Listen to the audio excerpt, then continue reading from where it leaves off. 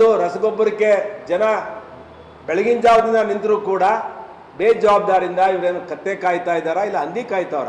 ಹೊಟ್ಟೆಗೆ ಅನ್ನ ತಿಂತಾರ ಮಣ್ಣು ತಿಂತಾರ ಈ ಮಂತ್ರಿಗಳು ಮತ್ತು ಇವರು?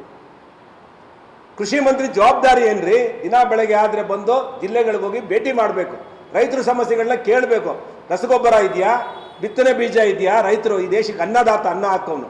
ಅದು ಬಿಟ್ಬಿಟ್ಟು ಇವರು ಚಲುವರಾಯಸ್ವಾಮಿ ದಿನ ಬೆಳಗ್ಗೆ ಕುಮಾರಸ್ವಾಮಿ ಟೀಕೆ ಮಾಡೋದು. ಮಂಡ್ಯ ಅಂದರೆ ಇಂಡಿಯಾ ಅನ್ಕೊಂಬಿಟ್ಟವ್ರೆ, ಕರ್ನಾಟಕ ಅನ್ಕೊಂಬಿಟ್ಟವ್ರೆ. ದಿನ ಬೆಳಗ್ಗೆ ಒಂದು ಸ್ಟೇಟಸ್ಗೆ ಹಾಕೊಳ್ತಾರೆ, ನಮ್ಮ ಮನೆ ಮುಂದೆ ಎಷ್ಟು ಜನ ರೈತರು ಬಂದಿದ್ರು ಭೇಟಿ ಮಾಡಿದೆ. ಸ್ವಾಮಿ ಚಲುವರಾಯಸ್ವಾಮಿ ಅವರೇ, ನೀನು ರೈತನ ಮಗ ಅಂತ ಹೇಳ್ಕೊಳ್ತೀಯ. ನಾನು ನಿನಗೆ ವಿನಂತಿ ಮಾಡ್ತೇನೆ, ಈ ರಾಜ್ಯದ ರೈತರ ಪರವಾಗಿ, ಈ ದೇಶದ ಅನ್ನದಾತನ ಪರವಾಗಿ ನಾನು ಇವತ್ತು ಮಾತಾಡ್ತಾ ಇದ್ದೇನೆ.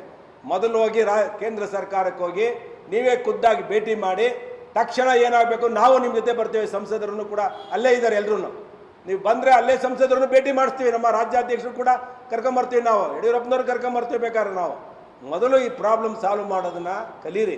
ಆಗ್ಬಿಟ್ಟು ಕಾಗದ ಲವ್ ಲೆಟ್ರ್ ಬರೆಯೋದನ್ನೆಲ್ಲ ಇದು ಕಾಲ ಅಲ್ಲ, ಕಾಗದ ಬರೆಯೋ ಕಾಲ ಅಲ್ಲ ಅದು. 60ನೇ ಶತಮಾನದಲ್ಲಿತ್ತು ಕಾಗದ ಬರೆಯೋದು ಯಾರಿಗಾರು. ಇವತ್ತಿನ ಕಾಲ ಕಷ್ಟದಲ್ಲಿ ಹೋಗಿ ರೈತರಿಗೆ ಕಣ್ಣೀರು ಒರೆಸೋಂಥ ಕೆಲಸ ಮಾಡ್ದಲೆ ಯಾವುದೋ ಭಾಗ್ಯಗಳು ಕೊಡ್ಕೊಂಡು ಆ ಭ್ರಮೆಯಲ್ಲಿ ಈ ಭಾಗ್ಯದಲ್ಲಿ ಕರ್ನಾಟಕ ದೇಶದಲ್ಲಿ ಮಾದರಿ ಅಂತ ಹೇಳ್ಕೊಂಡು ಪಂಗನಾಮ ಹಾಕೊಂಡು ತಿರ್ಗೋದಲ್ಲ. ಇವೆಲ್ಲ ಜನ ನಿಮಗೆ ಪಾಠ ಕಲಿಸ್ತಾರೆ. ಬರೀ ಭ್ರಷ್ಟ